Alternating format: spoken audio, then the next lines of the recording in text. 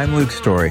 For the past 22 years, I've been relentlessly committed to my deepest passion, designing the ultimate lifestyle based on the most powerful principles of spirituality, health, psychology, and personal development. The Lifestylist Podcast is a show dedicated to sharing my discoveries and the experts behind them with you.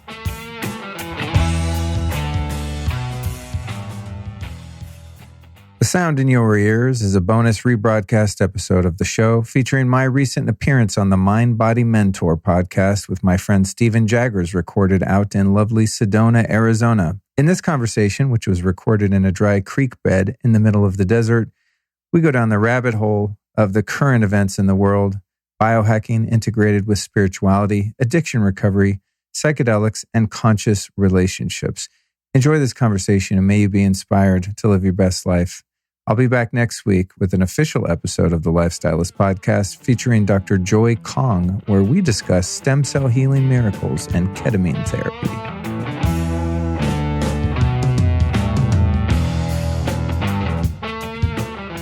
All right, my brother, Luke Story. What a pleasure it is to connect with you here in the Red Rocks, beautiful Sedona. So good. I've recorded in a few beautiful places, a few outdoors, but this is one of the tops. Yeah. I want to set a precedence to always podcast outdoors. Somewhere beautiful, grounded, natural light. Feels good. Just connected. So have you had any big takeaways from being here in Sedona? Has anything? Well, I think one of the biggest was during our bodywork session the other day.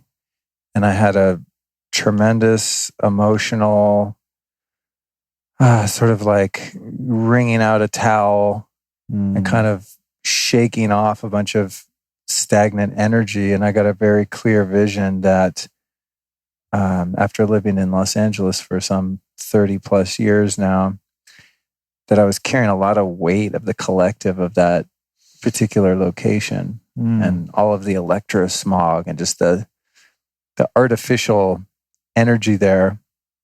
And I travel a lot and I get out, I go to Mexico, I go on vacation, I do things, but for some reason being here, I think partly due to the fact that I'm prospecting here as a possible place to live full time, I really have felt the weight and density of that energy in that city. God bless it. I've built 2 careers there or 3 really, 1 illicit and 2 legal. But I've had a good run in that city, and I feel like I'm from California. I was born in Denver, but I've lived there, for the most part since I was a kid, and just like being near the coast and West Coast has always just felt like home. But I think that's the thing out here has just been, wow, I really got to let go of a lot of that built up pressure and just realizing how stressed out I've been without knowing it. And I think that's the biggest takeaway. And also being in the middle of the COVID era, there's, I think, a larger percentage of people here that are kind of unplugged from that matrix. Yeah, man, I feel like I'm living in a bubble here. Yeah. And so just walking into a place, and I still find myself getting my defenses ready for a Karen that wants to verbally assault me for putting grandma at risk and not wearing my communist face muzzle. But I've only had one instance here the whole time I've been here where someone told me to put on a mask, and that's when I was waiting in that organic Italian place in the lobby, and she's like, if you're going to wait here for your table, you have to put your mask on. But other than that, I walk in a place and I'm kind of braced for a Karen, onslaught, and no one really says anything. I get the sense that people working in businesses here are really bummed out about the fact that they have to wear. They don't want to wear a mask. Yeah, and so I feel this sense of kind of American liberty here, for lack of a better term. It just feels very free and. Yeah, it feels like I've not exercised my right to open carry yet, but I feel like... Are you ready? I feel like I would like to, I would like to, yeah. Maybe I should, I have my little 6-shooter. I could walk around the yard here and just feel what it feels like to exercise that amendment. But I think that's it. It's just really the difference culturally between the oppressive, totalitarian, pseudo soon to be communist state of California and being out here and I guess what is still a red state. And it's an interesting thing in Sedona because it's like Republican government majority, I guess, here in Arizona. It's a weird mix. But there's a super new agey contingent here, but the new agers seem to be very much pro-liberty. Yeah. So I guess just geopolitically in our country and around the world, there's just such a huge shift in the way people view things and categorize themselves. And so I feel like I'm at home here in that sense. There's like-minded people that are inquisitive and curious about different perspectives and willing to think critically and be radically objective about what we're facing in our country and around the world. Just very awake people here, which I really appreciate. Very integrated. I find that people kind of bypass the labels here because just like you said, like there's the new age group, but we're also interested in like freedom and, being able to speak our truth and being able to walk around without a mask and just being in that place of just, of freedom. And they don't call it, they actually call this Slowdona. And that's really a byproduct of what a lot of people experience here. They come here and it's just like, it's really slow. And, living here, one of the biggest takeaways for me has been that there really aren't any distractions here. There's not a whole lot going on. So if you find yourself becoming distracted or you find yourself becoming stressed out or going through something, it's usually something inside, something that's coming up for yourself. And most people that come here go through a pretty heavy process because you have to sit with yourself and it's a shedding. It's a clearing of like all the stuff that you've been through. But I'm just curious if you feel like, well, obviously the time that you've spent in Hollywood, the time that you've spent, just exposed to just so much EMF and craziness and all of those times, like, do you feel like that's what has driven you to becoming so interested in biohacking or finding ways to navigate and take care of the vessel with technology or do you think your time spent in, because I know you were a Hollywood stylist for a long time and, just around the hustle and bustle and all of that, like, what do you feel like that's led you to where you are now? Well, to dig a little deeper, let's go. As you're asking me that question, I'm of course thinking of the answer as I listen. This occurred to me on a few occasions, and one of which was again during the session we did the other day, which I'm not referring to like get you clients to listen to your podcast, but it was a very powerful experience for me. And one of the things that came to mind was just this sense of perhaps perceived or real to some degree control about my physical body, my safety, my vitality, how I feel, ways that I don't choose to feel. And that control is kind of a double-edged sword. And I think it's rooted in a lot of the things I experienced as a child, a lot of trauma and abuse situations in which I was unable to exert any control. And so, through meditation and self-inquiry and plant medicine journeys and all sorts of things, I've seen that I really put on this protective shell. And you even mentioned that in our, I think you called it armor in our session. And so I would say that not necessarily in a negative way, but perhaps a bit more shadow element of my pursuit of health and well-being and what's now called biohacking is rooted in that sense of really wanting to control my environment and control the way I feel, which is not necessarily a bad thing, but it's something to be aware of because it can lead to an element of neurosis. Absolutely. Right. In the, in the diet realm, I guess you would call that, what's that?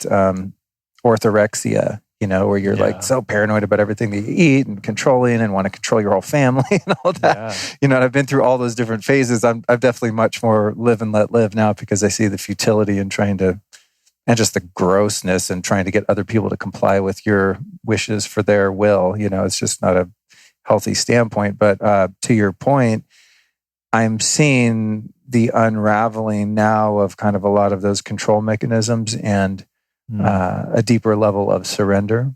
I think in the macro, surrender's been something that's been really the key to my happiness and connection to God. It's just realizing that there's a force that's benevolent, that's so much more powerful than any of the minutia of my control mechanisms. So on the kind of potentially negative side is that. So that's led me to be someone that does, 3 ice baths a day and does the infrared saunas and the red light therapy. I have a hyperbaric oxygen chamber and ozone generators. And I refuse to feel ill or get sick or have any pathology. I want to be as vital as possible.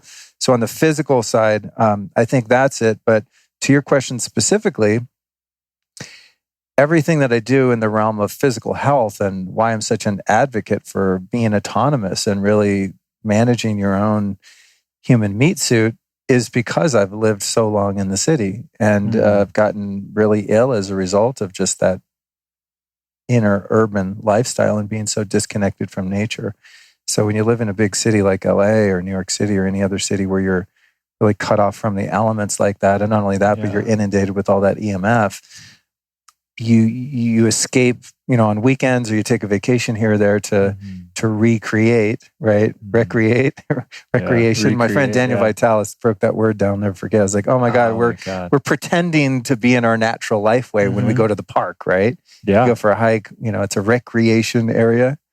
We're recreating what we've evolved to actually be, which is part of the landscape, part of the natural world. And when you're living in a city, whether you like it or not, or whether you take breaks to recreate your natural lifeway or habitat, you really are disconnected from Mother Earth and from the cosmos in a profound way. So when a human ape animal becomes disconnected from its environment and self-imprisons in a human zoo called a home, office, school, hospital, wherever we end up, pathology, both physically, emotionally, mentally, and spiritually, ensues. So my efforts have all been around turning the urban environment into a natural oasis. So if I'm using red light therapy, it's because I'm not able to sun gaze at dusk and dawn and get that sun on my body. So I'm, using a red light therapy to mimic and amplify something that exists in nature. Hyperbaric oxygen chamber, PEMF devices, the biocharger, the amp coil, all of these different things that are technologies that people call biohacking, to me are just ways to sort of supplement energetic nutrition that we're missing from our natural environment. And it would be enough, I think, to just move to the middle of nowhere, like Sedona. Yeah. There's places that are much more remote, obviously, but let's just say a small town, 10,000 people, and just kind of start over. But the fact is, so much damage has been done through, depending on how old you are, through the series of vaccinations that you've had from drinking fluoridated water the whole time you're a kid, like I did, growing up in the 70s and the 80s, to GMO foods and pesticides and not being breastfed and being circumcised and, being indoctrinated into the medical system. You're fighting an uphill battle to begin with. So I think that's why I'm a bit more committed than your average person, because I see the deficit that I came into the world with. Absolutely. Now, it's even worse for kids now, of course, that are born into the I can't even industrial medical complex. But it's like there's no going backwards, and that's not even counting the genetics of however many generations in my family history were post-industrial revolution, right? That was kind of the first big fuck up. Yeah. And then going back before that was the agricultural revolution. And we've not recovered from either of those and perhaps never will. So that's where I found it necessary to use all of these props in terms of developing a lifestyle to just be at base level. We need supplements. And even in our food, people say, well, like, why are you, you should just be able to eat clean food and you don't need all these other things to help you if you're just eating clean food and drinking clean water, which we're already at a deficit. So we need these supplementations just to get us back to, homeostasis, or where we're, all the stuff that we've combated. And it's so interesting because I find myself so interested in the, biohacking, figuring out these new technologies to help mimic these natural technologies that keep us in a vital state.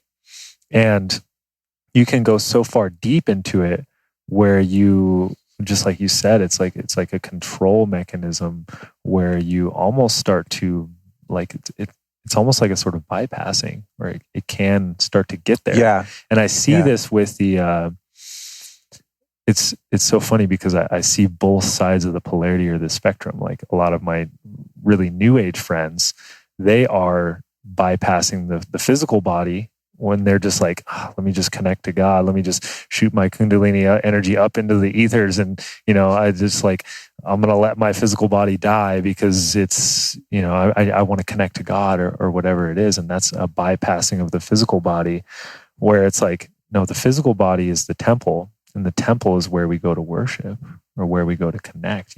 Spirit source is known through the flesh. So it's like it's such an interesting balance, and that's why self-inquiry practice is so important. Meditation and all of the things that I know you do to know where we're at on that spectrum and how we can balance ourselves out. Yeah. That's so true. And on the other side of it, and I'm sure you were kind of traveling there and I'm going to steal the show from you. Yeah, how about it? Is that so someone who's more focused on the metaphysical realm, right? And discounts the physical realm. Mm-hmm. It's like, what? I'm not my body, right? Mm-hmm. Which we're not our body, but the fact is we're sort of encased in our body. So on that side, there is the potential for bypass of recognizing that you have this vessel, and it requires a certain fortitude of your nervous system and endocrine system and neurotransmitters and everything like that in order to do your spiritual work here. On the physical side, a lot of the biohackers negate the power of intention and the power of the elements and the power of God and consciousness and community and human connection and love and intimacy and all those things. And it's funny because I've found myself on a number of occasions where I wake up and I just feel off, right? And for whatever reason, I don't feel centered, grounded. My mind's foggy or racing thoughts, etc. And I'll apply maybe lack of sleep. That would be a good example. Like if I don't get good, solid sleep for enough hours, I'll definitely wake up feeling not myself and kind of incapable of performing at my highest potential that day. So I'll do all the things, I'll work out, I'll take an ice bath, breath work, do a Kundalini yoga set, the whole thing, and be at like 50% where I want to be with my mood in terms of just having a positive outlook and just feeling happy and centered. And then I'll have a conversation with a friend and really connect on a heart level or be of service to someone or allow someone to be service to me and, just have a good chat with a homie or a hug and just have some intimacy and human connection. And that is infinitely more powerful than the 2 hours I just spent doing all the things. Yeah. And so on the physical biohacker fitness archetype side, I think there's so much emphasis on the control of your state and using all of these props to do so. And I'm speaking of myself at times, of course, when the real power lies in connection to God and specifically connection to God through other people, and that human connection. Such an essential human nutrient. touch and love and vulnerability and true, deep, honest communication with other people, like what we're doing right now. I think that is ultimately infinitely more powerful and nourishing than anything you can do to yourself by yourself using the various technologies. And so it really is a fine balance, I think, of for someone like me to be self-aware and to do self-inquiry and look at where my lines of crazy are, where are the boundaries of just fundamental mental health, balance, self-awareness, understanding my limitations, acknowledging and accepting them, and always remembering that there is one who has all power, and that one is God, whatever you perceive God to be in your experience. And staying in that connection, I think, is the most important thing for me. And it's been really interesting. Now I'm engaged to Allison, who you met. and did work with. And, she's such a beautiful soul because she just allows me to be in my full expression, however extreme that might be. And I do my best to just stay in my lane and not infringe on her preferences or lifestyle, although I'm tempted to because, I have ideas about how she should be managing her body.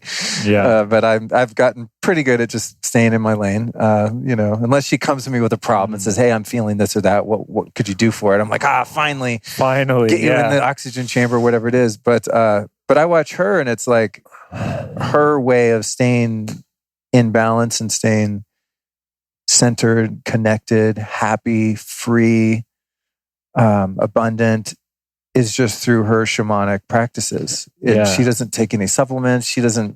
She's passively at best interested in any of the biohacks that I do. She's never going to get in an ice bath. She doesn't like cold. Does the red light here and there, takes a couple supplements that are, I think, some of the more critical ones that her body resonated with. She takes them because she wants to, not because I told her I think it's a good idea. So it's been really instructive for me to live with someone and have such an intimate relationship where they seem to be able to achieve what I'm looking for by just living their life. And you have the other spectrum. And what a powerful polarity that is, because you're obviously an extreme dude, and you're putting yourselves on the forefront and doing all these extreme things to, share with other people the technologies and the things that are working for you to feel optimal and to live optimal. And it's like you've accumulated all of these tools in your medicine bag, and all of these are beautiful tools. And she has all her tools, which are more of the shamanic nature, which I can't wait to see, what the evolution of that, because your guys' counterpart is so, I think, integrated. And between the two of you, you guys really have a holistic outlook. Yeah. Thank you for acknowledging that. It's important for me to see that too. Mm-hmm. We have come up with an idea called Higher Power Couple, where we're going to be using our shared wisdom and experience, especially around relationships, because we've had some hard lessons individually.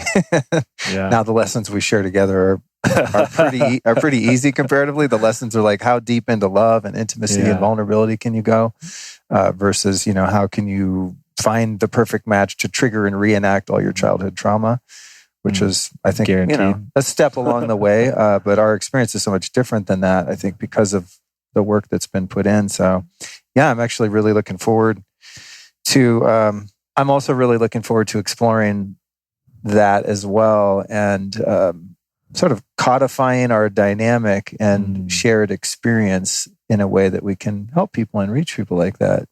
And it's so inspiring to me to be around someone who's in a totally different way kind of arrived at the same place, which is really cool to see. And on that note, one thing that's really exemplified the difference in the ways in which we grow as individuals is, as of 2 years ago or so, I started going into the realm of plant medicines and psychedelics after being 22 years sober.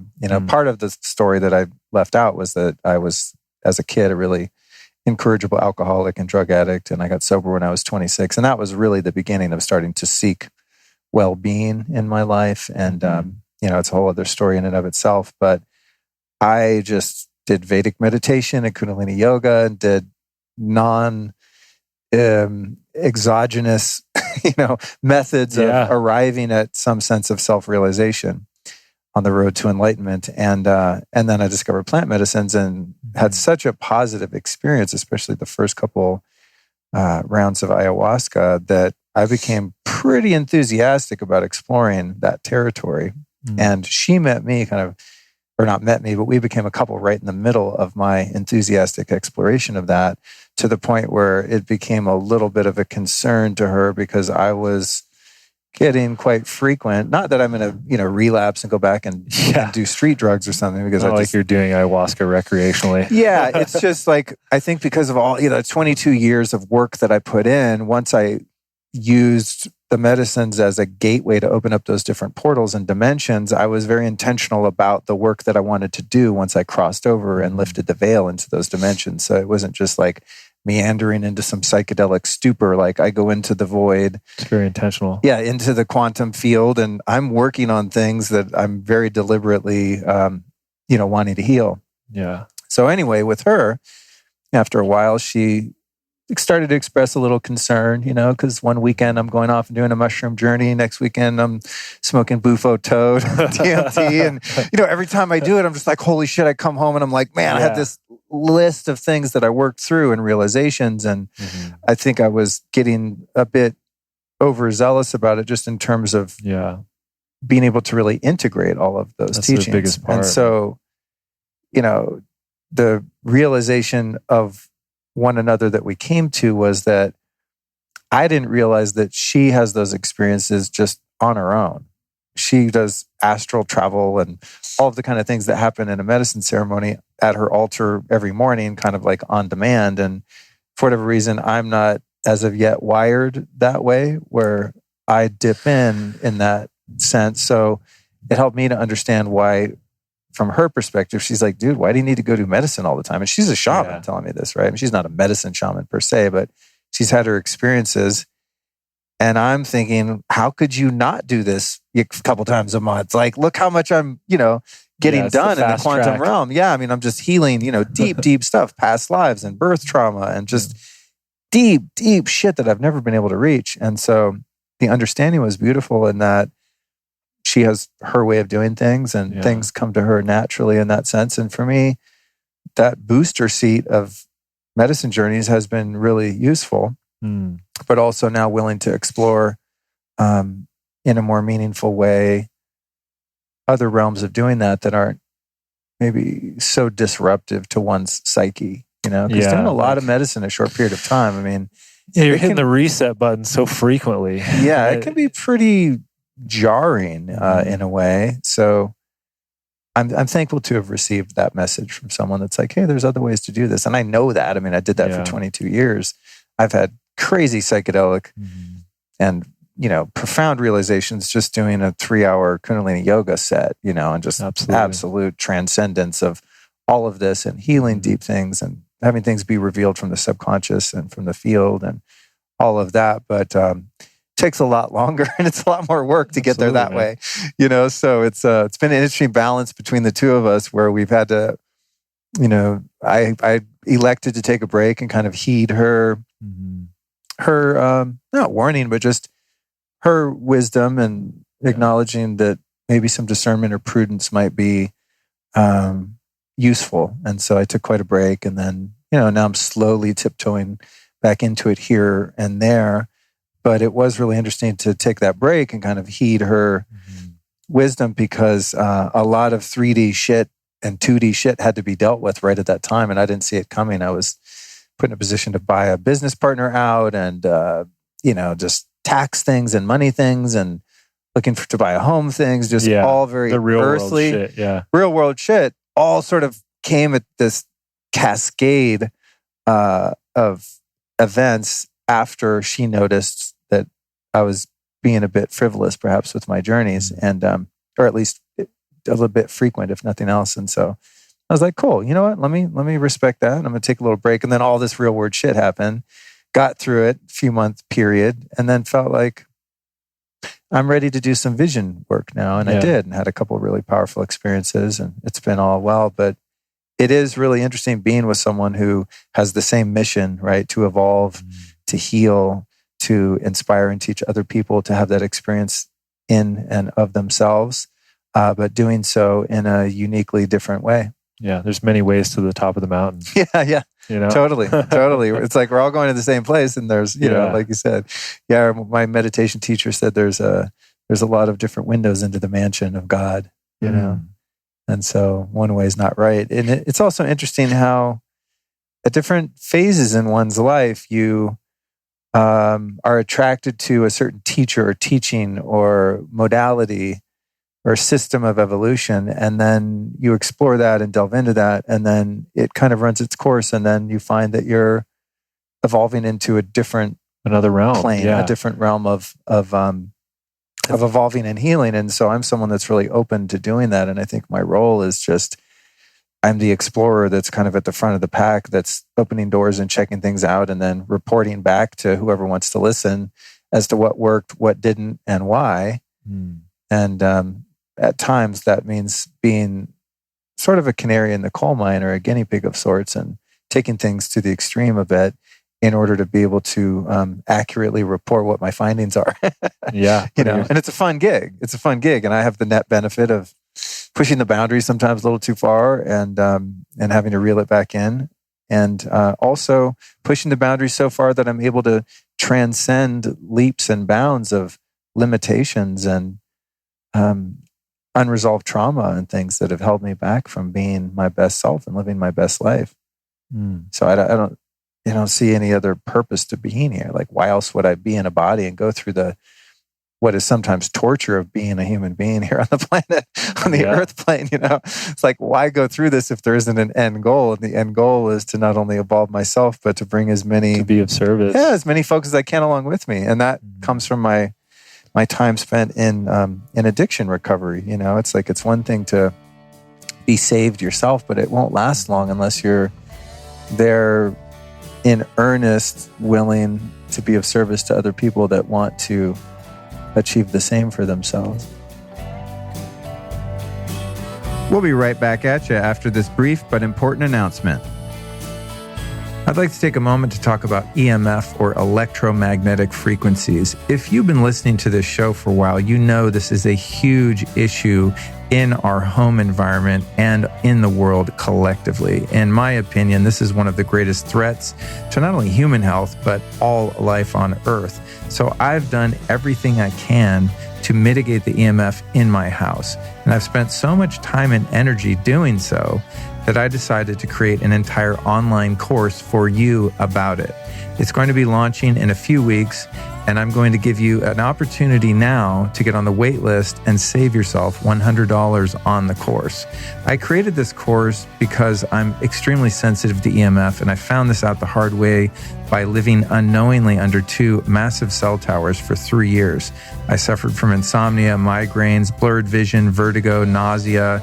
I was sick all the time. It was a train wreck. And as you know, if you're a listener, again, I'm a pretty healthy guy. I'm very committed to my physical health, and these EMFs just wrecked me. So when I moved into this house, I made a commitment to make this house EMF free, or as safe as I could. And as I started to do that, I realized, wow, this is a lot of work. So I went ahead and turned it into an online course. It's over 4 hours of content. There's 7 modules and 6 bonus videos. It is extremely comprehensive and also entertaining. So we go through the house and we look at all the different sources of EMF, from everything from a hairdryer to the Wi-Fi enabled heater, to the Sonos speakers, to the Wi-Fi router, the electric toothbrush, every biohacking gadget in the house. We even tested the flicker level on the lighting. I mean, it's a really comprehensive home assessment with Brian Hoyer, one of the foremost experts in EMF mitigation. And by the end of this course, you're going to know how to discover the EMF sources in your home and how to fix them. It's pretty amazing. I'm really excited about that. So if you want to save $100 off the course and get on the wait list, here's what you do. Go to lukestory.com/EMF Masterclass. That's lukestory.com/EMF Masterclass. Or if you have a US phone, you can text the word EMF Masterclass to the number 44222. That's all one word, EMF Masterclass to the number 44222. And now back to the interview. It's almost like the concept of like self-medicating. Like, we and the medicine changes, Yeah. The medicine changes and we grow and evolve. And as we grow and evolve and step into new realms, we find different routes of whatever medicine that is. And whether it's, at one point in our lives when we're going through heavy trauma and turning to hard drugs or whatever it was, we were trying to find some sort of connection. And now it's like you've evolved to this place where you're finding these other different forms of medicine and self-medicating and using those to heal those parts of yourself, and then reporting back to other people who have been in the same place as you, and healing these deep traumas so that we can move forward from a place of peace and connection. That's really interesting, thinking about the self-medicating, which sounds like a terrible term, but really it's well, I like it. It is. It's a nuanced term, because self-medicating, to your point, can be done using medicines that numb and disconnect you from who you are and from others and from the experience of your reality. And then there are medicines that more deeply plug you into the depth of reality. Exactly. Right. And so it's interesting to think about. As you were talking, I thought, wow, heroin is a plant medicine. Alcohol is a plant medicine. Cocaine's a plant medicine. I guess crystal meth, not so much. But almost every very effective comes from somewhere illicit drug, world. Is, and I'm sure there's, an origin of some crystal meth-like molecule in nature somewhere. But ephedra. Ephedra, okay. Yeah. Mormon grass for everybody that wants to. So, even aspirin, white willow bark, I think, right? So it's a matter of kind of the personality of that medicine and what your intention is in doing it. So for now, at this point in my life, sometimes I take kratom, for example, which could be likened to heroin, right? It's an opiate. And I take it if I feel a lot of stress in my body or a lot of pain in my body, and I'm using it intentionally. But what I'm not using it for is to numb out my experience and erase my current reality, which is why I used heroin and cocaine and crack and all the things, alcohol and all the things that I used to abuse so enthusiastically. But those were always about escaping from myself and from my thoughts, feelings, sensations, emotions, my present perception of reality, because reality really is only what we perceive it to be, right? Absolutely. And so stopping all those medicines because of their consequences and horrific side effects, not doing any other medicines outside of my own body and self for all of those years, and then reintroducing them was such a powerful experience, because not only the intention is different, but the personality or essence of those medicines is so much different. So it's like they all have their uses. God put them all here. The opium poppy is here for a reason, right? And we discovered it for a reason, just like folks in the Amazon discovered, mixing the chacruna leaf and the ayahuasca vine and boiling that up and making some powerful medicine from that. But you're never going to take ayahuasca and escape from your problems. You're not. Only going to take ayahuasca and be faced so squarely and starkly with your problems and who created them, whether that be you or someone in your past or just a life circumstance. So it is really interesting to approach life from a standpoint of self-medicating, as in being your own healer. Yeah. And listening to your wisdom. And I guess early in life, my wisdom was like, there was no ayahuasca around. There was no, there was psilocybin. I did a lot of mushrooms and acid, but it's like, I didn't even know you could have an intention other than just freaking out at a Grateful Dead show or something. But it was a survival mechanism now, whereas in my experience as of late, and it's been this way for many years, anything I do in the realms of spirituality, whether I'm assisted by someone or something, the intention is never to get away from myself. It's to just fully embrace myself and to fully love and accept myself, and to really open up the curtains and expose anything that's been hidden from light so that it can be transcended. Yeah. And you don't transcend anything from smoking crack, except, you transcend your connection to God in the sense that you dampen and mute it to the point of oblivion. Many of us. I really love the take that Gabor Mate has on addiction, and how he says, like, the opposite of addiction is connection. And it's like, it just makes so much sense, where it's like, when we are using it in that sort of intention to numb and to not feel, and we're lacking the connection, and now it's like, you've done enough work, or we've done enough work to where we actually want to be present in our lives. We want to be connected, and we want to be connected to the full spectrum of ourselves, all of the stuff that we've gone through, in like the full spectrum of our shadow, all of those deep realms. It's like the obstacle is the way, like, like totally, we really like, totally. Like now it's not like, okay, shove it all down. Like, I don't want to feel that shit, like stuff it, suppress, depress, whatever it is. It's like, no, let's fucking pull it. Let's look at it. Let's fucking look at it. Because that's where the gold is at. Yeah. That's where the gold is, in the shadow. Like most people that I work with find their fucking deepest purpose when we go into the parts that they don't want to look about in their psyche, in their deepest shadows. Because it's usually the shit that you've gone through, all of the stuff that you've dealt with, the traumas, the hurt, the pain. That's usually where your gold is at. And if you can find a way to alchemize it and figure out how to turn it into something to help people, sort of like what you've done, now you've built a platform to be able to let everyone know what's working for you and what's making you feel amazing. But yeah, we want to fucking pull it out. We want to look at it. Like, and I think that's what's going on in our world right now. Like, I don't think that there's not like more evil shit that's going on right now.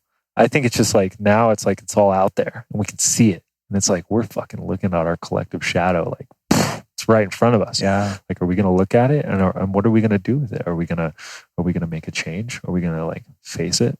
We're going through like a collective medicine journey. Yeah. It feels like it to me, at least.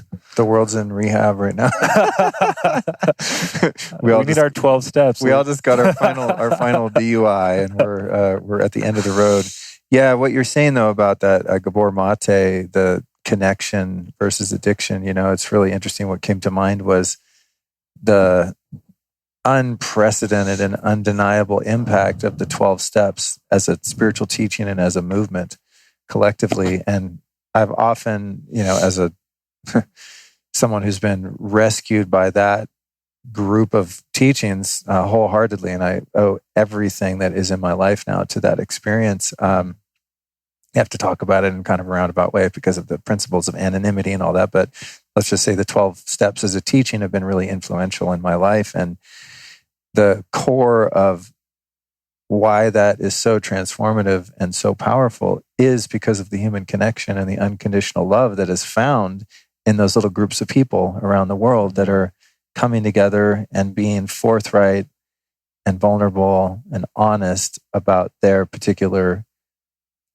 issue du jour, right? Whether it be, sex issues or being addicted to saving, helping other people, being addicted to avoiding love, or being addicted to being needy of love, alcohol, drugs, nicotine, whatever your medicine happens to be. Groups of people come together, and those people individually lack the power to solve the problem that they face. And that group and that connection, where that energy field of unconditional love permeates in some dingy ass church basement with the shittiest coffee and cookies you've ever had in your life. How does a deranged, mentally ill, homeless, alcoholic, crackhead come in off Skid Row and sit in a room with 12, 15 people a couple nights a week and become an upstanding member of society and free of all of those demons? There's a real power in that, and the power is in the connection. And that connection is able to uphold the individual enough through the inertia of the group energy to where they can start to apply some of the individual spiritual principles to their life. And so ensues a profound change of one's character, fundamentally who you are, and an up-leveling of your consciousness to the point where now you, the guy that was the Skid Row drunk crack addict, are helping legions of other people that came from where you came from. How does that happen? And it happens at first through the human connection and the unbreakable, the unbreakable will of unconditional love that's shared. I feel like I'm back home. Yeah, Mike might not even pick that up, but there's a loud plane or helicopter above us. It's just like Los Angeles. It's worth being outside. No, it's amazing. Yeah, but yeah, that's always fascinated me, and especially as someone who's been through that experience subjectively. It's like I'm a kid. I'm 26 years old. My life is just completely burned to the ground. I finally, out of desperation, get myself checked into a treatment center, spend 28 days there. Essentially, the treatment center served one purpose and one purpose only, and that was to convince me that I must avail myself to the 12 steps and to become a member of a group, an anonymous group, and to attend with rigorous commitment and make that my number one priority. And then if I did that, I was ensured that I could stay sober the rest of my life, one day at a time. And I, I guess I had a choice, but I didn't feel like I had a choice at the time. It was like that was the only way. And so here I am, 26, just completely wrecked, homeless, just at an absolute bottom of all bottoms. I call it a subterranean bottom, when you hit the bottom and then you keep digging. And I walk in some rooms and people say, man, we love you. We've been there, hold our hands and say a prayer. And out of that is the life that I have now. It's incredible. It's powerful. And that's because of that human connection. The connection is the medicine. It really is. It's so important. And even now in life, just realizing how important it is for me to, I was, celibate for 2 years, and I spent years not in relationships to work on myself and done all kinds of things. But now being in a really healthy, intimate relationship and actually acknowledging that we do need other people, that I do need someone. You don't have to lone wolf it. Yeah, I do need to be loved and to be held. I need human touch. I need sensuality, sexuality, hugs. I need someone that I can confide in, someone that can confide in me. I really believe that human beings have, especially men, have negated our need for other people and our need to be nourished in that way. And after someone who spent so much time alone and just because of my own fears and insecurities, really avoidant of intimacy by any means necessary, to learning how to embrace that and actually not only acknowledging it, but celebrating it.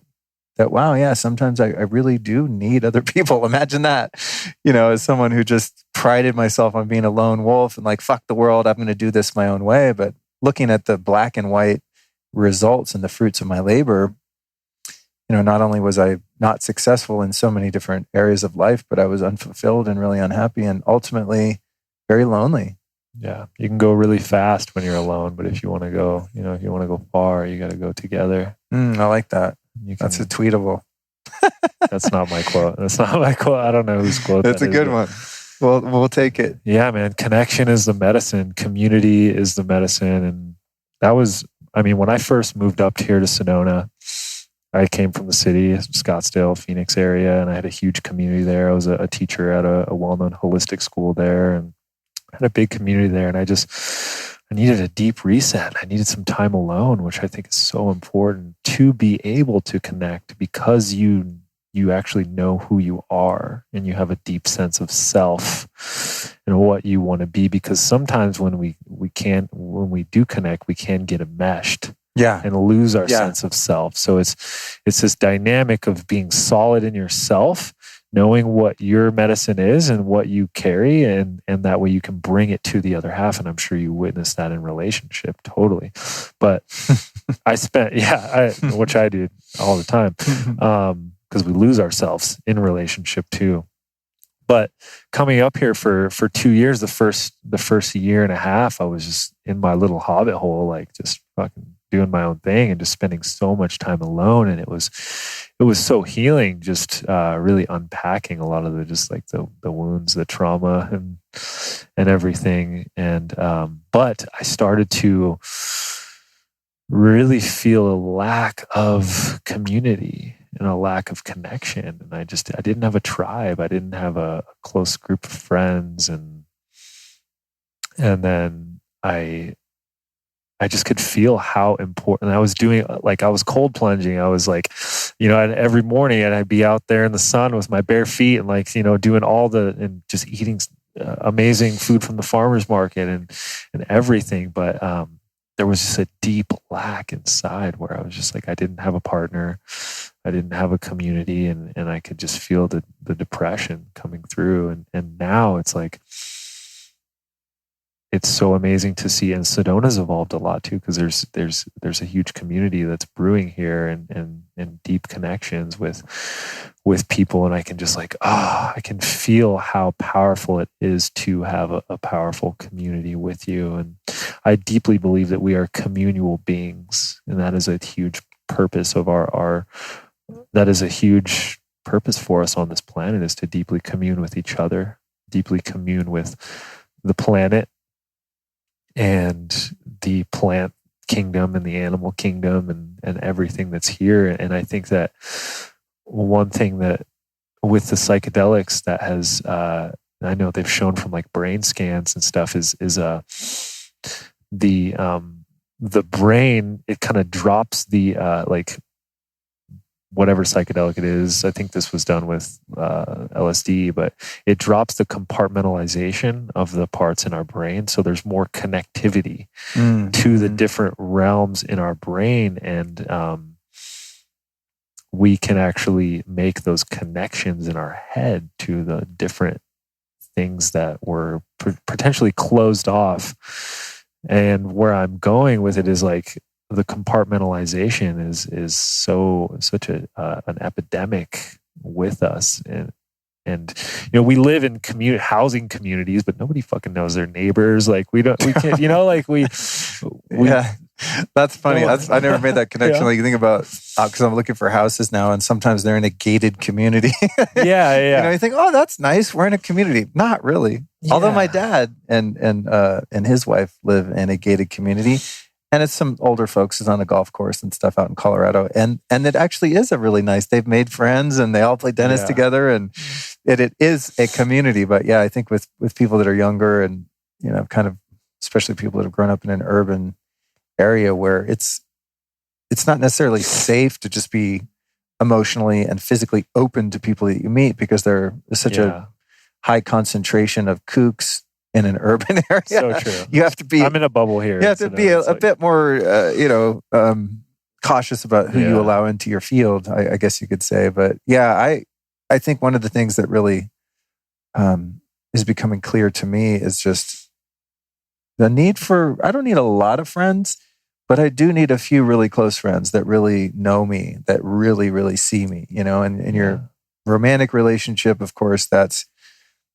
you know, probably, I'm assuming in the best case scenario, that person probably knows you almost as well as you know yourself after a period of time, right? Yeah. And that's probably the way that it's supposed to be. But I think outside of that, especially as a man in the masculine, I also deeply desire relationships with men that can fulfill needs that I have that I can't with a female partner, you know, in terms of just being able to discuss things from a point of view energetically that is understood, right? It's like I can talk to Allison all day long about my experience but fundamentally as a man, different. But yeah, that she can have empathy, but she can't really project herself into my experience to the depth that sitting down and having a conversation with you could. And I'm really seeing how important it is for me to have a like-minded tribe, and also in a similar way as to what I was discussing earlier, how a different teaching or teacher modality that you practice for a certain period in your development works for you for that period, and then you evolve out of it or transcend it or just move on to a parallel teaching of some sort. I found that some of my friendships have been, in a healthy way, transient in that nature as well, where you come together with someone or a little micro cluster. A little micro cluster of homies, and you and you help each other and you evolve, and you're sort of soul travelers on a certain part of the mission, and then that little group gets disbanded by whatever means cause it to sort of disintegrate, sometimes in a positive way, sometimes not. And then you think, well, I just don't need that anymore because that support network is now gone. And so this is what's happened to me on a number of occasions is, okay, I've arrived at a place where I don't need anyone anymore, you know? Yeah. And then you go through some rough shit. You're like, oh, actually I just need to build a new community, network, whether you move or you're just moving through something, you know? And I think for me, that experience was abundantly clear after spending a number of years with a tight-knit community within the 12 steps, right? And so a bunch of sober guys, we support each other, we help each other. And at a certain point, I think just because it's in my nature to kind of push the boundaries and keep exploring, I sort of left the reservation. And especially when I started doing plant medicines and stuff, I mean, that's not widely accepted, to say the least, within the confines of recovery communities. And you know, I can understand why. For most people, it probably wouldn't be productive. I wouldn't say that. For some people, it might not be appropriate. That's a better way to say it. Actually, Yeah. I think for most addicts and alcoholics, plant medicines would probably be the best thing ever. But I agree. I have to exercise, a sense of responsibility and not just give it a blanket statement. But I definitely went off on my own path and kind of forged a new type of sobriety because I still don't drink. I don't do any illicit drugs. I just quit nicotine again after about 10 years off it. It crept back in, and I just on the 1st of November, just a couple of weeks ago, I just quit that cold turkey. Yeah. But my network was comprised of people that were sober, and that's beautiful. But there's also, I think, kind of a ceiling that you hit in addiction recovery where most people come in very destitute, and then they get a career, they get a job, then they make a career and perhaps make a family and buy a home, kind of get reintegrated into society in a healthy way. And then that desire to really merge with consciousness and God and to really evolve to the point of enlightenment on this earth level is not necessarily there for everyone in recovery. They just kind of want their life back, and they become contributing member of society and are doing positive things in the world, and they feel really good about that. And that's actually very admirable. I just never felt like that was the end for me. Yeah. Like first you have the physical sobriety, then you have the emotional sobriety where you start to understand the psyche and what motivates you and your triggers and trauma, and doing deep work and therapy and retreats and all the things, meditation, all that. But then at a point after that, it's like, if you really want to go all the way, which is enlightenment in this lifetime, there's very few people that are interested in that because of the dedication and sacrifice that requires. And there's also very few people who are probably, I'm assuming, karmically lined up for that destiny this time around. Totally. Might not be in this lifetime. Yeah. So and it might not be for me either, but I'm going to do my fucking best. I'm going to keep going Got a for glimpse it. of it. I'm going to keep surrendering into that experience. Proactive surrender is what I like to call it. But that kind of narrows the margins of like who you can hang with, seemingly. Totally. But I think once I acknowledged that I'd come to a place where I wanted to be around people that were really, really going for the far reaches of what's possible here, that it was necessary to have at least a small group of people that are also like-minded, and as is my partner Allison and friends like you that I'm meeting now. It's like, cool, there's more of us out here. Totally. It takes a little digging, but there's definitely another level beyond just being sober and staying sober and being relatively happy and functional.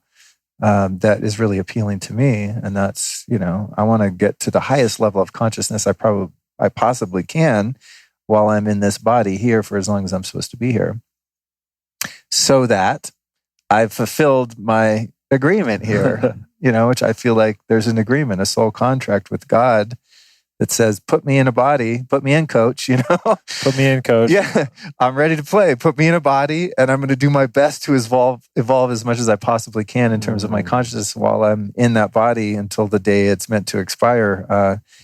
And hopefully the next time I come around, if I do, I'll have a higher footing as a starting point. And then eventually perhaps not need to or not need to want to come here at all. Yeah. And I don't know where you exist in the astral realms, and it's a guardian angel or just something of that sort. Everyone has different ideas on what that is, but the human experience is quite a grind, as beautiful as it is. So it's the full spectrum. Yeah, such a full spectrum experience. I have no desire to keep coming back here for another 10,000 or 100,000 years or whatever. So I'm deeply committed, and within that. Yeah. You do still need that human support and connection. And sometimes that, I guess what I'm saying is I'm discovering that the need for the type of company you want evolves as you evolve. Totally. I almost think of it as like some people are in elementary school as a soul, and some people are in junior high, and some people are in high school, and some people are in college, and you're when you move through those grades, your friend groups change, your interests change, and your support systems change, and everyone's just kind of where they're at. None of it's either right or wrong. It's just where you're at. And that's an important distinction right there. Yeah, because there's the ego will always find a way to wedge itself in and attached to some positionality about who you think you are. And as one continues to evolve spiritually and acknowledge the need to, at some point, elevate to a different peer group, the ego, because it wants to always identify a position and differentiate, because that's how you survive, is like, I'm safe over here. Assess this person. Are they a threat? Are they a friend, foe? It's all that animal nature. But the ego will just glom onto anything, it can get a hold of. So being more spiritual or more evolved as a postgraduate student than the kindergarten student, the ego will view itself as having more value in an elitist sort of way than someone who's a newer soul, or someone who's on, a different place on the path. And maybe it's a place in the path where you've passed up years ago and now you're at this place. But I think it's important for us, spiritual hierarchy. Yeah, that to really keep things in perspective, that you would never look at a high school student, an arbitrary high school student and fourth grade student, and think that the high school student is better or of more value or precedence than the fourth grader, right? Absolutely. They're just at a different place in evolution. I think that's really important for me, because there's been times, hopefully not in a long time, because I've learned some hard lessons, but brings to mind like when I went to India to learn to meditate and, sit with the teachers and gurus and all that many years ago. And I came back and I had the beads, and I was namasteing everyone. And while my intentions to go to India were to get closer to God and to deepen my spiritual practice, my ego co-opted that experience. Not to say that I didn't benefit from it in many ways also, and I'm glad that I went, but I came back and my ego co-opted that experience. And I came back as sort of an alter ego of the spiritual guy who's been to India. Right. So the ego built a spiritual ego around that experience and came back thinking that now I have something over other people that don't know how to do this particular blessing or this meditation or, whatever. It's a slippery, whatever realization that I had been granted, or just that someone else hadn't sat at the feet of these enlightened beings and had these profound experiences and transcended as a result. So again, going back to the 12 steps, I think that one of the reasons I'm just so yoked into that teaching is there's all kinds of sort of fail-safes within that teaching that keep you down to earth and keep you humble, that you never get too big for your britches. They call it being right-sized, and also that you never play too small either, that you find an appropriate level of performance and activity in your life for the level that you're in, always remaining mindful and aware that as you make progress, the ego's waiting there, right on your shoulder, to glom on to that next level of achievement or success and to take credit for it and to build yet another identity around that. Yeah. So to just remember, as one of my spiritual teachers said, he said, Luke, no matter how far you advance, just remember you're just another swinging dick. That is such a great spiritual teaching. It is. And you think about you go to a hot springs or something, and everyone's naked. It really is the great equalizer, right? Absolutely. It's like no one has their Mercedes, no one has their Chanel purse, no one has their wearing their mala beads, no one has their mala beads and the orange robe and the turban. It's just like, you're just a bunch of naked apes doing your best to evolve. So that's been really useful to me, but also acknowledging that, as you said so appropriately, that as you do go through your earth school, you change grades and you evolve, and sometimes you fail and you have to go backwards a couple grades because you didn't pass the test. Totally. Right? Which for me, relationships was the one I kept failing, just sex, romance, love, attachment, non-attachment, love addiction, love avoidance, all those things. It's like I'd make a little progress and then go way back and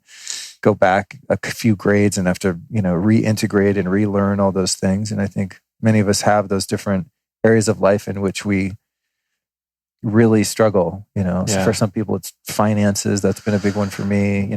Understanding the laws of commerce and the laws of currency and debt and responsibility and totally all of those things. You really can't fight all the fronts at one time.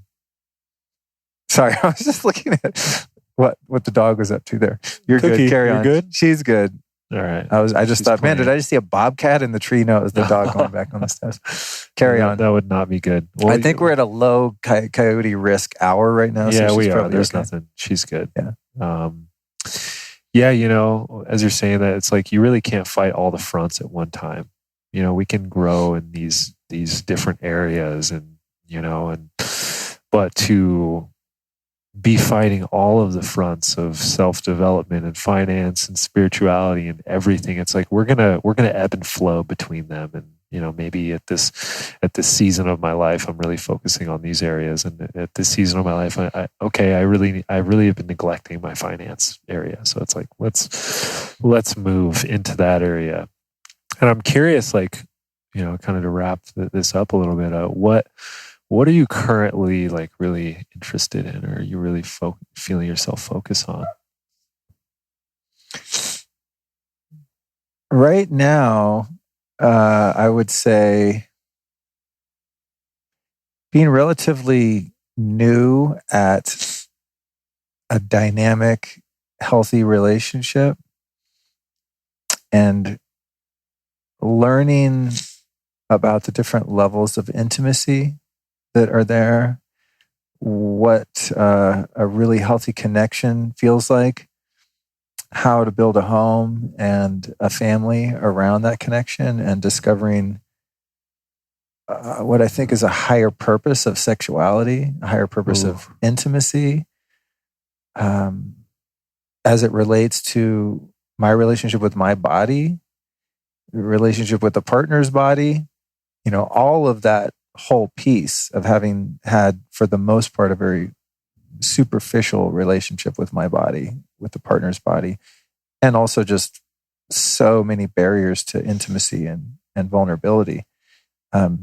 So I think, part of being out here in Sedona is really looking for a place that is healthy and supportive of that relationship, and to really build not only a metaphysical home, but an actual physical home, like a house, a property, to really put roots down.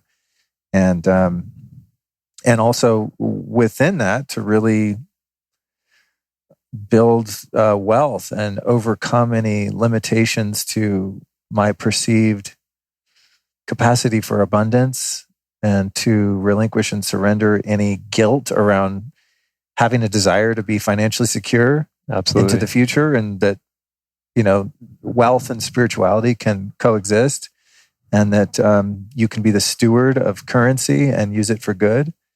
And so I think that's kind of the next part of my maturity is, the home life, financial security, building a stable future, the possibility of bringing in other souls or soul to come into that field and into that space where there is that security and that foundation being built.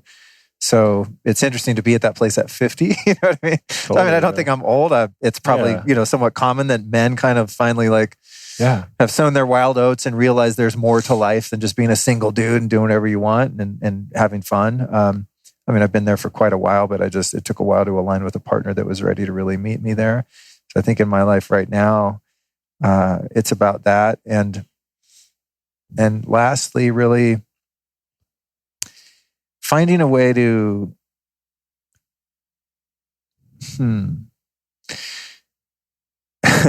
to build a business structure and container around who I am and what I do, and to find a way to communicate that to people and to serve in a way that is mutually beneficial.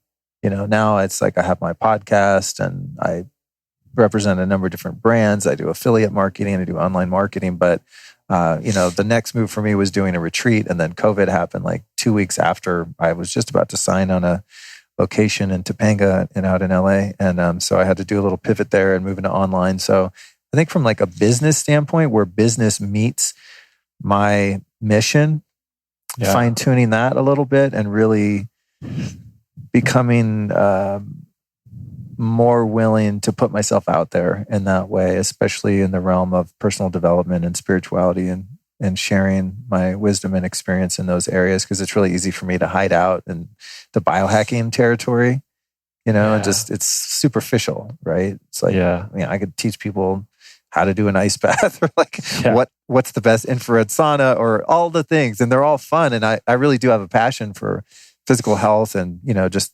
repairing and restoring your body and, longevity, anti-aging. I mean, I think it's really a special thing to take care of the body we've been gifted with and to really give it all that it needs and to absolutely nourish it and honor it. But it is also really safe territory for me in terms of my brand and my message. And it's very easy to hide out in there. And it's also where I make my money, is in the health and wellness space. So I think that foundation and the family and the finances and all that and finding a home and really putting roots down, buying my first home, in my life, that is all sort of setting the foundation to take me and my brand and company and my offerings and really what I'm here to serve and support humanity with to the next level and really getting very clear about what that is. Yeah. Thanks for the question because totally. I didn't even know that. No. Yeah, we just brought it to life, brother. Thank you. I'm like, what is next? What am I doing? You just made the claim, brother. You just made the claim, and it is an honor and a pleasure to watch your evolution. And I can't wait to see this next chapter and this next phase. Me too, man. I'm really excited about what the world has to offer next. It's really a different time. Yeah. Even just, having made the firm resolve that I'm going to leave Los Angeles after all these years. Yeah. And that's huge. Dude, that's huge. It's so safe there for me. Yeah. It's just, everything's there, all the people, all the things. It's just all the comfort, but that's not where you're going to step into your next evolution. No, it's not. And I also just don't want to be radiated to death by 5G. That's very simple. It's very simple. When I was looking at Sedona, I think one of the first things I was like typing in the internet search browser, as I don't like using the G word anymore because they're such diabolical assholes, but I did a web search of, is there 5G in Sedona? And not much came up, but a few articles were like, no, the citizens in whatever year said, no, we're not having it here. I was like, that's my place. Because my second choice is Austin. But Austin, if you look at a 5G map, it's just like the whole city's inundated with that shit. There's so many beautiful things going on there too, but there's such an interesting relationship with the people from Austin and Sedona. Like I feel like there's a lot of people coming back and forth. So you get a lot of the similar vibes. And well, maybe that's the move. It's, put down roots here, get a house, and then when it gets too cold here, go to Austin. Yeah. Well, it's just like you were saying in the beginning. It's like, before you were in Hollywood or LA and you were like, having to take these trips out to nature. It's like, why don't you flip-flop that? Why don't you set yourself in your foundation in nature and you can take your trips into the city? And that's amen, brother. That's what I found what's healthy for me and what feels right for me. Because we do, I feel like we need both. But yeah. Well, brother, I think we're going to cap it there, and I can't wait to drop in with you again soon. Yeah, thanks, dude. I mean, it's funny doing podcasts like this because if we were just hanging out, we'd probably have fun, go to the creek, which hopefully we'll do some of that stuff, but it's unlikely we would sit down for 90 minutes on any given day and just have a really deep and focused conversation. Yeah. Because, things happen, people roll up. I love having you go eat, conversations. you do shit, and so it interferes sometimes with actually really getting to know someone. So thank you. It's good to put a structure around it, and then really setting the time aside. And I can say that for a relationship too. It's good to have like the structure around, love making or whatever it is. Really date night, man. Really setting that time aside to like, let's go deep, dude. Let's connect. For sure. Let's go deep. For sure. All right, dude. Thanks for having me. Yeah, thank you. Yep.